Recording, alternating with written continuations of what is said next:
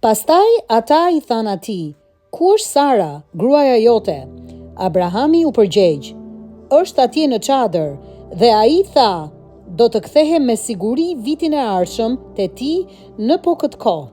Dhe ja, Sara gruaja jote do të ketë një djalë." Dhe Sara dëgjonte në hyrje të çadrës që ishte prapa tij. Por Abrahami dhe Sara ishin pleq në moshë të kaluar, dhe Sara nuk kishte më të përmuajshmet e grave.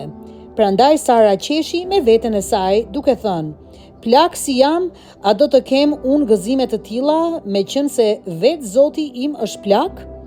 Dhe Zoti i tha Abrahamit, "Pse qeshi vallë Sara duke thënë, a do të lind unë për një mend, plak si që jam?